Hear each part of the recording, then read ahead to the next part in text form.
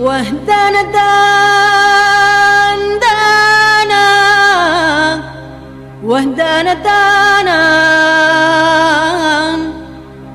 ودانا دانا ودانا ودان هيا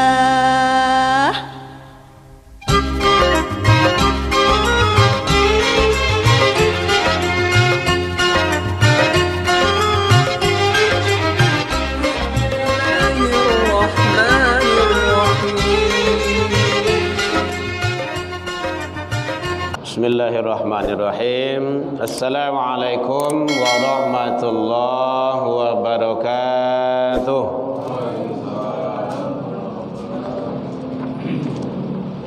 Alhamdulillahilladzi nahmaduhu wa nasta'inuhu wa nastaghfiruh wa na'udzu billahi min syururi anfusina min sayyiati a'malina may yahdihillahu fala mudhillalah wa may yudlil fala hadiyalah.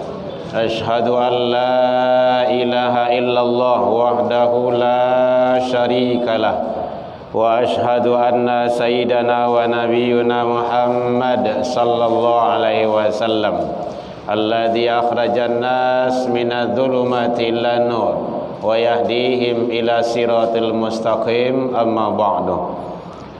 Hamdan wa syukran lillah, seluruh puji dan syukur kembali kita ucapkan kehadirat Allah Subhanahu wa ta'ala. Alhamdulillah biidznillah wa qadarullah, dengan izin Allah sampai malam ini kita masih diberikan oleh Allah umur panjang. Allah masih titipkan kepada kita kesehatan, waktu luang dan kesempatan, serta keistiqomahan hati. Alhamdulillah, semua itu diberikan kepada hamba-hamba pilihan oleh Allah Subhanahu wa ta'ala. Oleh sebab itu, mari kita syukuri atas nikmat karunia yang dititipkan oleh Allah Subhanahu wa ta'ala kepada kita, agar kita menjadi hamba yang bersyukur. Dan kita berharap semua amal kebaikan, amal soleh yang kita lakukan siang, malam, pagi, petang, kapan dan di mana saja, semoga diterima di sisi Allah hendaknya. Selawat dan salam kepada Nabi besar Muhammad sallallahu alaihi wasallam. Allahumma salli ala Muhammad wa ala alihi wa ashabihi ajmain. Yang sama kita hormati Bapak Ibu pengurus Musholah Quba yang hadir bersama kita, Bapak Ibu jamaah kaum muslimin hadirin rahimakumullah. Alhamdulillah, sampai hari ini Allah masih memberikan kepada kita kelebihan-kelebihan, keistiqomahan hati untuk selalu berada di jalannya, untuk selalu menjalankan ibadah. Walaupun dalam kondisi situasi apapun, mari kita istiqomah selalu agar ibadah yang kita lakukan tersebut diijabah dan makbul di sisi Allah hendaknya. Bapak Ibu hadirin kaum muslimin rahimakumullah. Kita sekarang sudah berada di bulan-bulan yang istimewa, yang sangat dimuliakan oleh Allah Subhanahu wa ta'ala. Bulan Rajab sudah lewat, kita lalui dengan banyak kesibukan, kegiatan, peringatan-peringatan, mulai dari musola, dari masjid, kantor, di lapangan, di mana saja, sekolah-sekolah itu mengadakan kegiatan-kegiatan keagamaan yang sering kita kenal dengan peringatan Isra wal Mi'raj. Itu sudah kita lalui.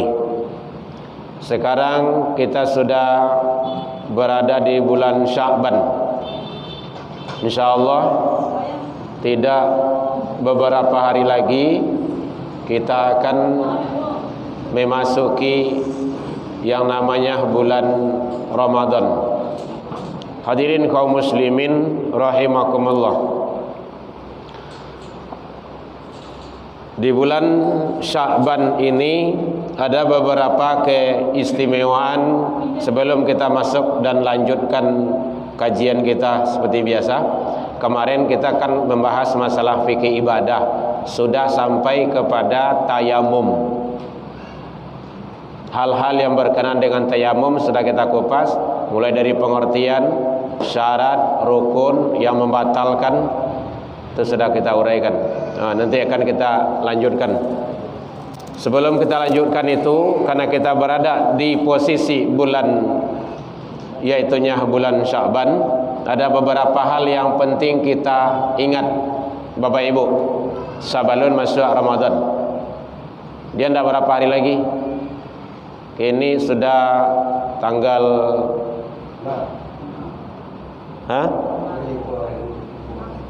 ya.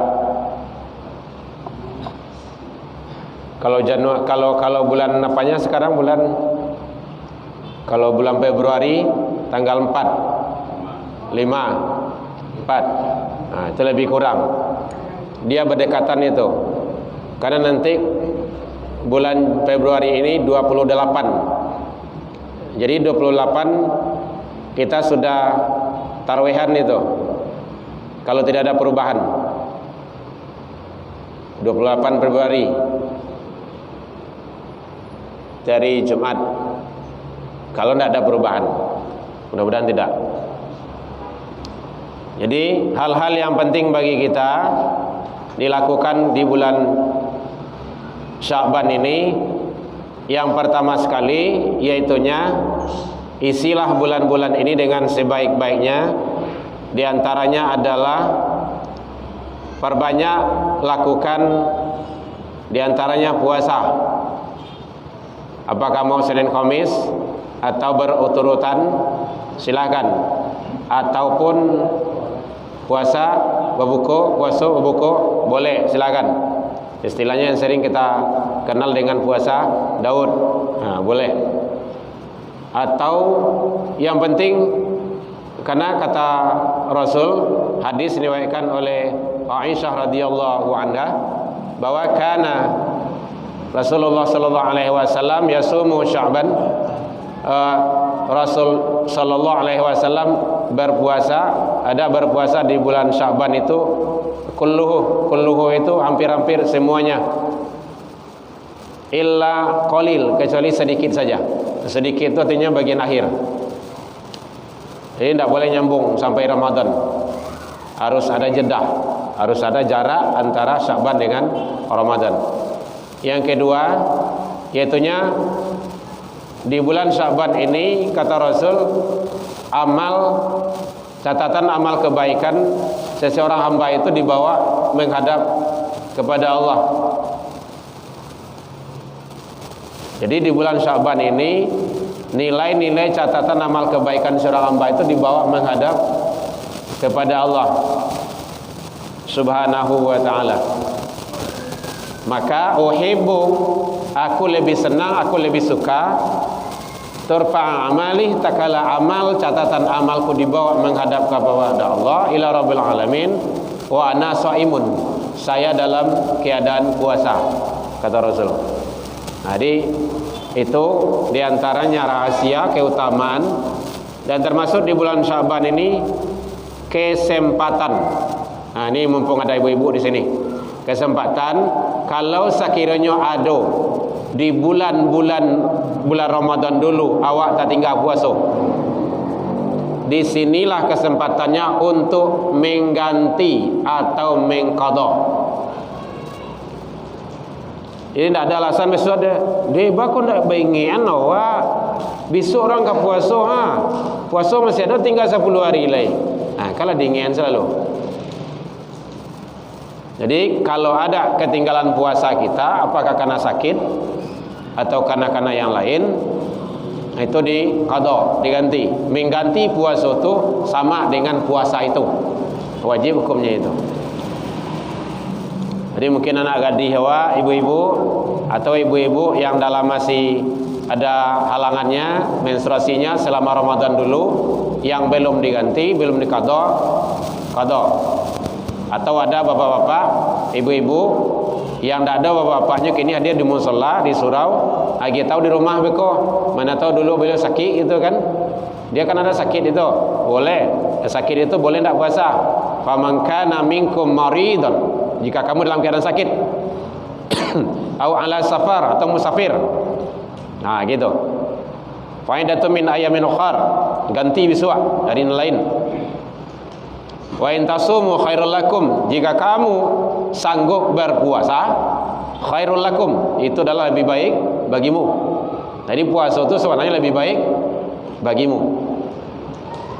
Jadi kalau ada puasa yang belum selesai, yang tertinggal, maka kesempatan untuk mengqadha, mengganti di bulan Sya'ban ini sebelum masuk Ramadan. Jadi tidak ada alasan lagi doh. Umat Islam kadang-kadang banyak alasan tuh, dia dah takana dia awak doh, ndak ada nama ingin doh. Nah, gitu. Ini banyak alasan tuh. Alasan itu bisa dicari.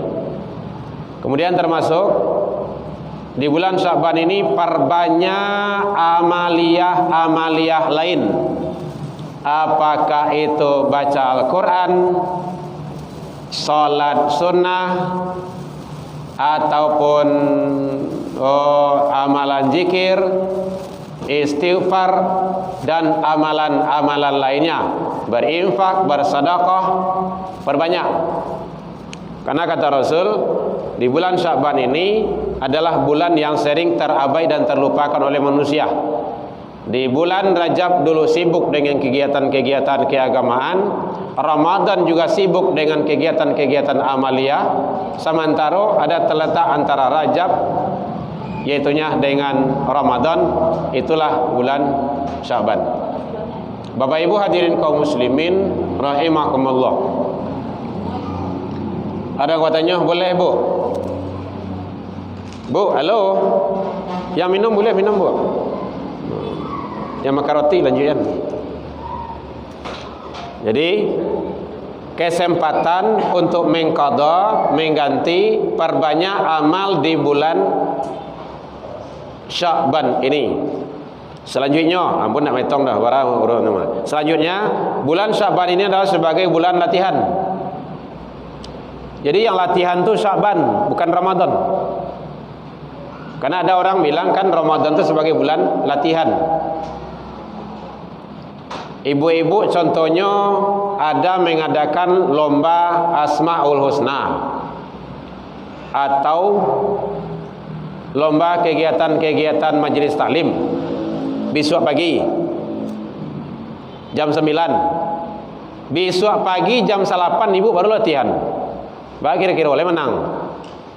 Selama kau tak pernah latihan doh. Menang doh. Dipastikan indah. Orang hebat-hebat. Kapan latihan itu? Sebulan, 2 bulan, 3 bulan, 4 bulan, bahkan tahunan sebelum hari H. Makanya Ramadan bukan bulan latihan. Jadi yang latihan yang mana? Di bulan Sya'ban. Dilatih diri awak jago tengah malam, tahajud. Ramadan lah suasalanya, lata biasa. Dilatih diri awak puasa di bulan Sya'ban. Masuk Ramadan tidak ada masalah dah, karena diri awak lata biasa latihan tu. Makanya banyak di bulan Ramadan awal, caca lihat 1 Ramadan tu, rumah waktu tu sedoi, kadai waktu tu sedoi, langang sadola, makanya lalu jadi lah tu batu KO. Karena Ramadan itu sebagai latihan, bukan latihan ini biasa salah. Ibu-ibu nak menggalih buka, kecuali kalau menggalih nasi ya. Nah, menggalih nasi susah. Menggalih itu kan ala-ala masak, ya jual. Jadi ibu-ibu kan bisa beli alat masak, beko sore tinggal masak saja. Atau cincang pagi itu dulu, awak aman beko, siapkan untuk sore.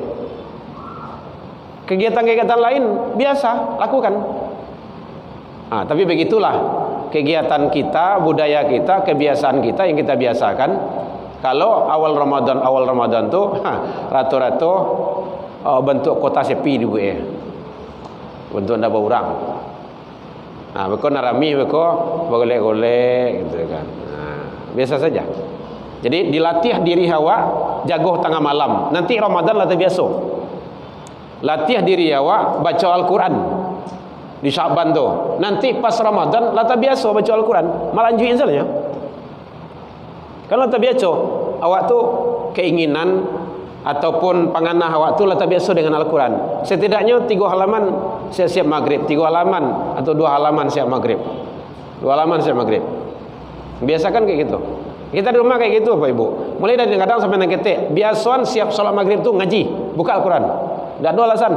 Ini kadang-kadang anak-anak banyak alasan. Awak lama ngaji tadi ya di masjid, di musola, di MDA, TPQ. Iyo, tu tadi gini loleh. Ah, itu caranya. Tapi mulai dari awak dulu. Jadi suruh-suruh si anak, awak ndak ada anak suruh ngamu ha. Dia awak sekali Bapak Ibu. Bapak Ibu ya. Jadi biasakan. Nah, itu diantaranya rahasia-rahasia yang terkandung di bulan Syaban agar kita masuk Ramadan itu tidak menjadi beban latabiasuh, terlatih, sudah terkoneksi antara diri kita dengan Ramadan itu. Nah, sudah menjadi kebiasaan bagi kita. Amalia-amalia yang kita lakukan. Awal latabiasuh jangan bangun tengah malam, tahajud. Nah, udah pas Ramadan enggak canggung awak lah dong. Nah, gitu. Dan pun amalan awak tu ndaklah amalan musiman do. Bapak Ibu hadirin kaum muslimin rahimakumullah. Itu yang berkenaan dengan rahasia-rahasia yang terkandung di bulan Syaban diantaranya. Ada yang bertanya, Bu, Bapak boleh? Kalau tidak kita lanjutkan pembahasan kita, karena kita kemarin bicara masalah yang berkenaan dengan tayamum.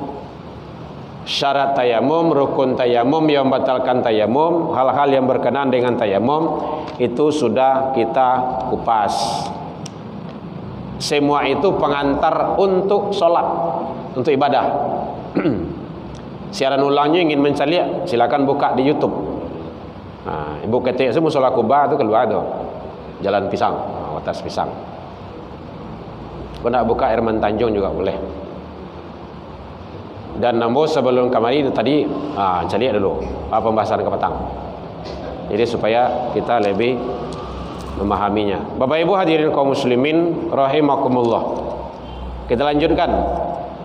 Sebelum melanjutkan kepada yang berkenaannya pembahasan selanjutnya, azan dan iqamah itu sebelum sholat juga. Jadi kalau fikih ibadah kok Bapak Ibu memang bersabar. Karena memang pembahasannya nyambung dan agar dalam pelaksanaan ibadah kita lebih maksimal. Nah, kan kemarin kita sudah diantarkan dari wudu, rahasia wudu, manfaat wudu, yang membatalkan wudu itu sudah kita kupas balasan yang selanjutnya yang terdahulu. Bapak Ibu hadirin kaum muslimin rahimakumullah. Azan dan iqamah ini penting karena sering terabaikan. Azan dan iqamah itu. Jadi kalau azan itu secara bahasa yang mudah kita pahami adalah seruan atau panggilan yang dikumandangkan oleh muazin. Jadi yang dikumandangkan oleh muazin itu adalah azan.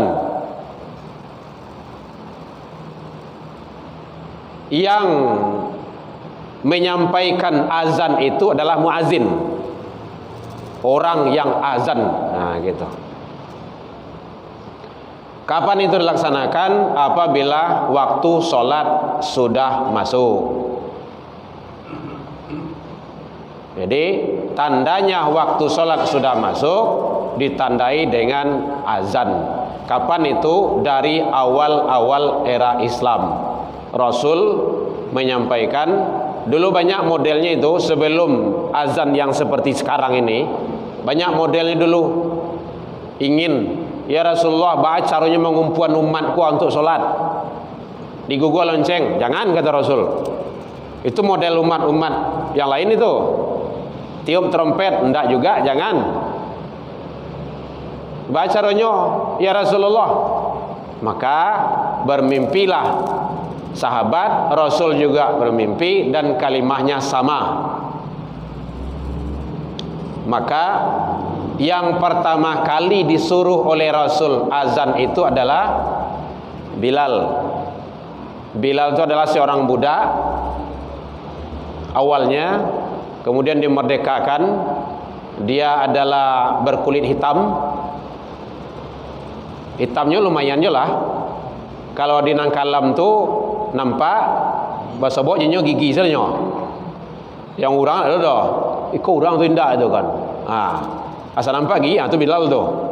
Dia memang berkulit hitam pekat. Dan itu adalah keturunan ibunya. Ibunya kulit hitam. Karena suara Bilal ini adalah merdu, sangat indah, bagus, maka Rasul menyampaikan kepada Bilal untuk menyeru, mengumandangkan azan dengan kalimah lafaz-lafaz Allah. Jadi azan tidak boleh dipermainkan. Itu kalimah tauhid di dalamnya.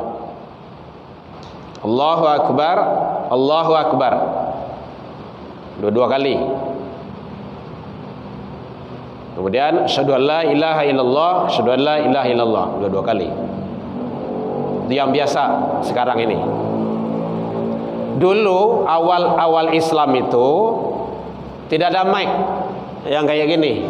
Kita tidak ada mic di masjid, mushola. Nah, dulu kan di Arab itu kan, di Mekah itu kan masjid, tidak ada mushola. Maka naiklah ke puncak yang tinggi, yang tempat yang tinggi, tempat Ka'bah di atas kiri kanannya, karena situ adalah tempat yang tinggi, untuk menyeru agar umat itu kedengaran suaranya.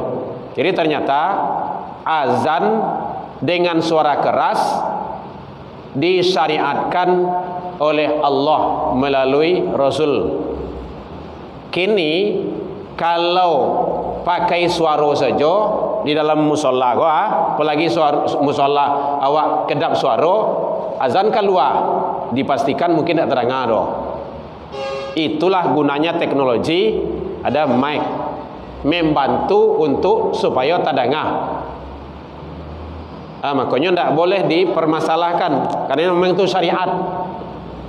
Karena ada orang yang usil kan, lambean mic tu jangan karih benar. Kalau ada orang yang muda itu tu, tambah tua celai, beli tua celai, supaya gak karih saja. Karena panggilan azan itu harus dengan keras. Kalau tidak, encak lah bisik-bisik celai, disuruh ada Rasul, tapi dengan panggilan yang keras. Apalagi kini lah banyak yang mengganggu. Ada suara motor, suara mobil, suara pabrik, dan macam-macam. Kita adalah menyeru, memanggil. Bapak Ibu hadirin kaum muslimin rahimakumullah. Hukum azan itu adalah sunnah muakkadah, sunnah muakkad.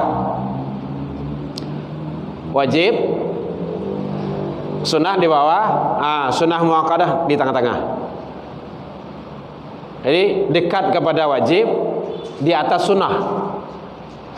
Sunnah biasa. Itu namanya sunnah muakkadah.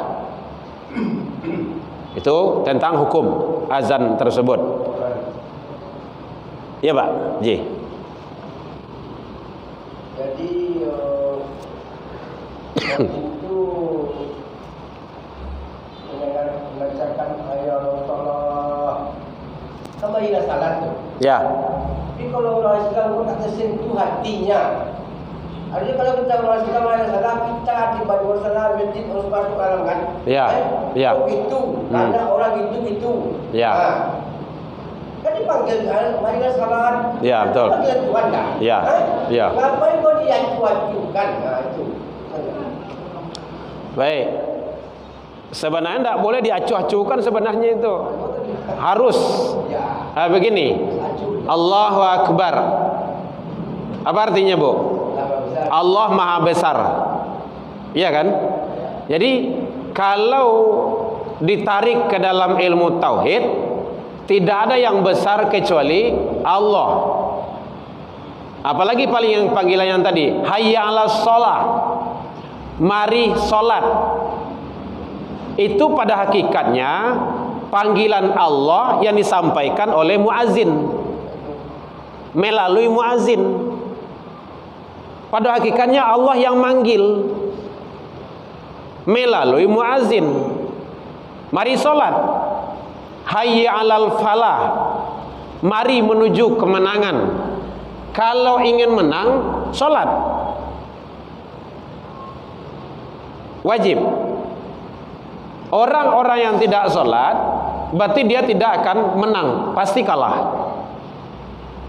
Mungkin syariatnya nampak dewanya memang orang menang, orang barado, orang sehat, orang segala-galanya, anak bininya banyak gitu kan, arastonya bertambah, rezekinya melimpah, tapi dia mendekiknya ke musholanya, ke rumah saji itu ada namanya dalam ilmunya, itunya istidraj.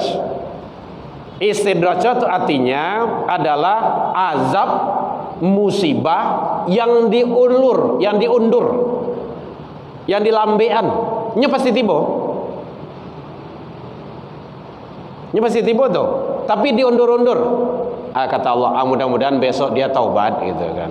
Ndak jodoh, bertambah rezeki celai, bertambah jo anak, bertambah cucu, bertambah segala macamnya dalam keluarganya tu. Artinya, inyo damai-damai saja. Ndak jo mendekik doh. Mungkin besok celai itu mah. Makin banyak maksiatnya, itu istidraj namanya itu. Musibah adalah yang pasti datang tetapi diundur kedatangannya. Kita berselindung daripada itu semuanya. Jadi makanya kalau memang dia betul-betul orang Islam, Bapak Ibu, orang Islam, nantilah orang beriman, orang Islam, rukun Islam berapa? 1, membaca 2 kalimat syahadat. 2, rukun Islam. 2, salat 5 waktu. Kapan syahadat itu yang tertib dibaca? Dalam salat yang teratur, yang sungguh-sungguh, yang benar-benar. Orang makanya sebelum sholat itu dia syahadat dulu. Orang yang bersyahadat itu wajib dia sholat. Makanya kalau orang Islam dia dipastikan tidak mungkin tidak sholat dia. Wajib hukumnya. Disinilah peletakan batu pertama tauhid itu sebenarnya wajib, harus jale-jale. Jadi ya begitulah. Ya mungkin karena dunia gitu kan. Mungkin tunggu menunggu, mau besok lah sembahyang tuh gitu kan. Besok bilo. Itu caranya. Kan itu tanda tanya tuh. Kalau awak malaikat kan besok bilo. Gitu kan. Enggak dia biar ngok tuh kuliah. Gitu. Kan itu bahasanya tuh. Jadi sebaiknya umat Islam disitulah kelemahan-kelemahan awak nantinya. Kalau seandainya tidak kita jaga ibadah tersebut, maka kita juga yang akan menanggungnya. Dia pasti akan merasakan. Makanya awak pelihara diri awak dengan solat. Nanti di akhirat tuh dalam neraka itu ditanya itu, masalah kakum fi sakor, yang menyebabkan kamu masuk ke dalam neraka sakor. Ayat ini kan sering kedengaran di awak tuh. Jadi ditanya itu penduduk neraka itu qalu itu kan pakai alif itu jamak. Jadi seluruh penduduk neraka itu menjawab qalu. Dia menjawab lam nakum minal musallin. Dulu kami tidak salat. Jadi salah satu penyebab masuk neraka itu adalah tidak salat. Orang yang tidak salat masuk neraka, iya, itu pasti. Sadar orang lain salat bisa aja terjebak ke neraka. Salat apa tuh? Fawailul lil musallin. Apa artinya itu? Kecelakaanlah, neraka wailah bagi orang yang salat. Orang yang manyu yang salat yang mana? Alladzina hum an salatihim sahun. Lalai. Nyulai salat tapi lalai. Lalai bisa dari segi waktu.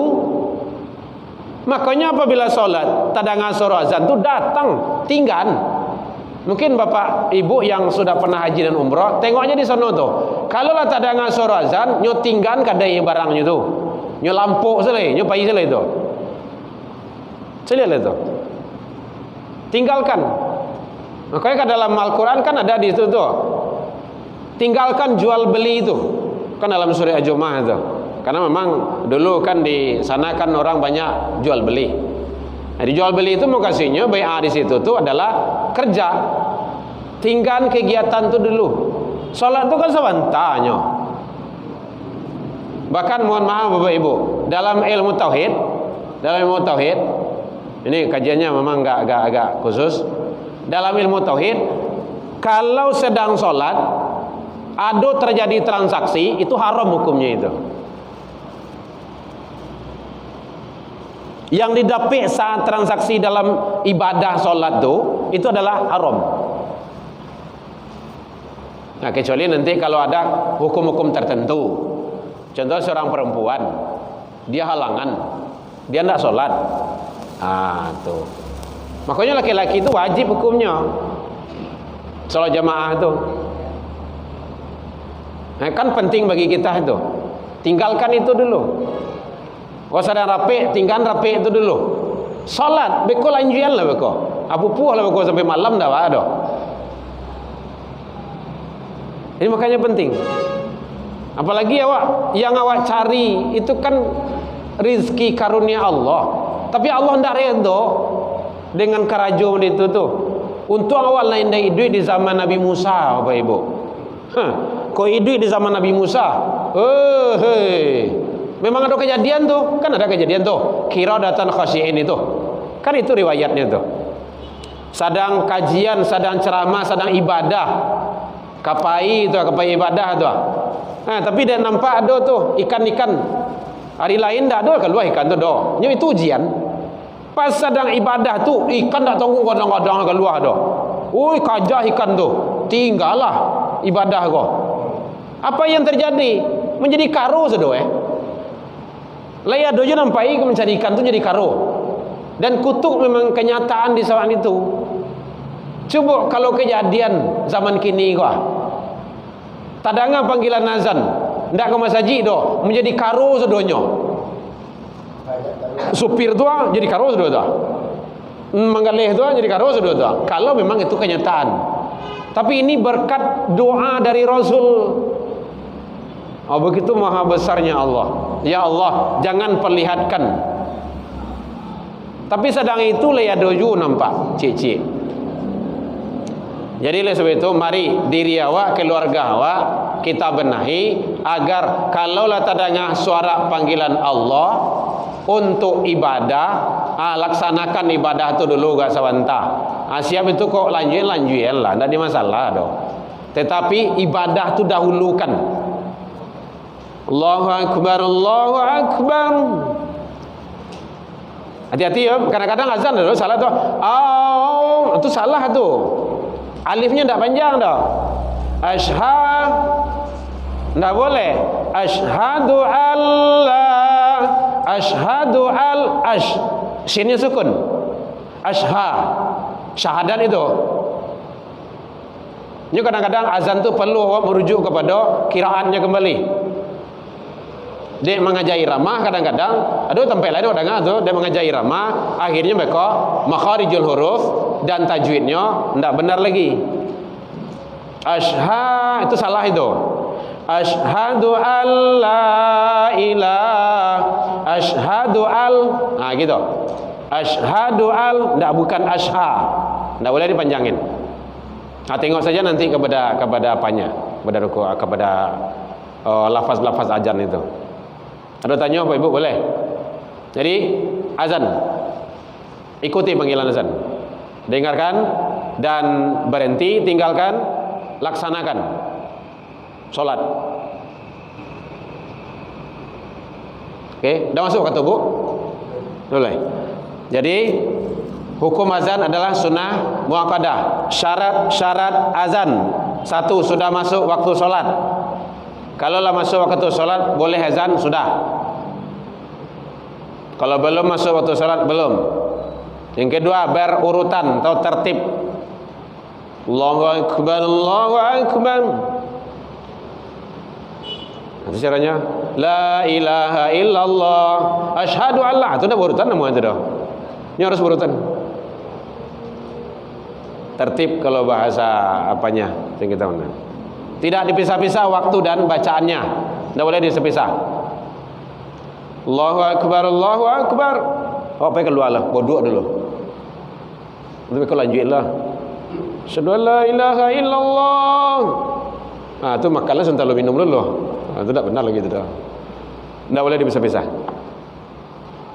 Dengan bahasa Arab. Ingat Bapak Ibu, azan juga bahasa Arab. Tak boleh sawak dah. Tuhan yang kadang, Tuhan yang kadang. Tu sawak tu mah. Allahu Akbar kan Tuhan yang kadang dah.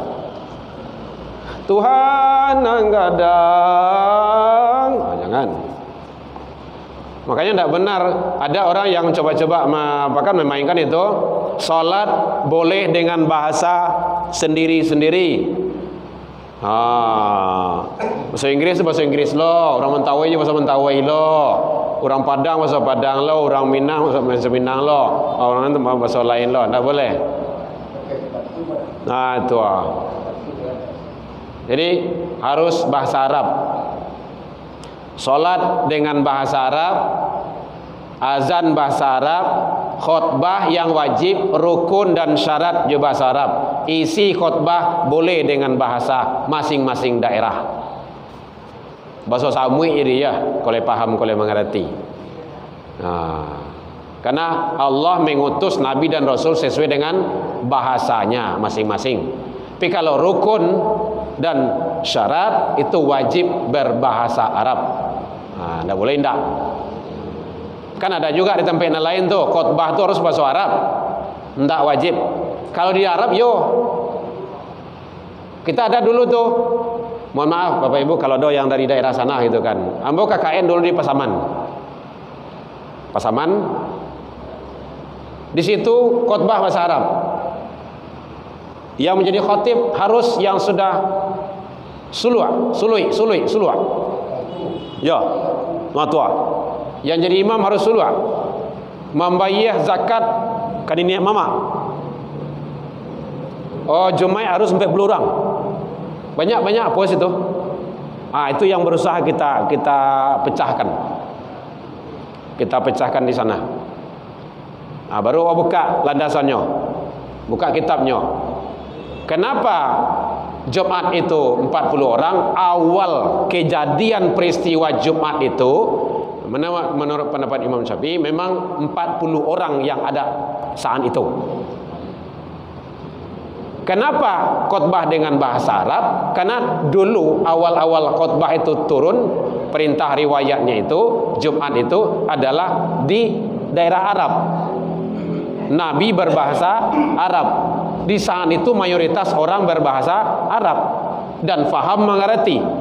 Kalau awak kini bahasa Arab saduallah mengangak sedua itu apa baca guys gitu. Padahal khutbah itu adalah menyampaikan pesan-pesan Allah. Lain nyambung pesan Allah enggak. Tapi kalau rukun dan syarat wajib. Begitu kata Rasul. Itu yang berusaha kita benahi. Jadi dengan bahasa Arab dapat didengar oleh sebagian jamaah. Jadi azan dapat didengar oleh sebahagian jamaah atau jamaah yang berada di sekitar masjid dan musola tersebut. Itu penting tuh. Masuk waktu. Saya tanya Bu, maka lah itu loh. Beko saya, bungkui pulang. Baik Bapak Ibu, karena waktu kita sudah masuk, ini kemungkinan pertemuan terakhir kita. Karena bulan depan kita insyaallah sudah Ramadan. Mudah-mudahan Allah sampaikan kita ke bulan yang penuh berkah dan maghfirah tersebut. Dalam penyampaian nambo tadi, Assalamualaikum, kok lama kurang manihnya, recik bawang dek kurang ngalui, rono picik dek kurang kuni atau masakan talam biak mata. Mohon maaf dan maafkan tentang itu. Boleh dimaafkan Bapak Ibu hadirin. Alhamdulillah jauh dari itu kita juga sudah saling memaafkan. Tasinggo nek kanaya talantuang dek turun. Salah ke Allah kita taubat, salah ke manusia saling memaafkan. Mudah-mudahan Allah memberikan kekuatan kepada kita beribadah di bulan yang penuh berkah, penuh maghfirah. Mari kita sama-sama siapkan diri kita untuk memasuki bulan yang penuh berkah tersebut. Ila liqa fastabiqul khairat, wabillahi taufiq wal hidayah. Wassalamualaikum warahmatullahi wabarakatuh.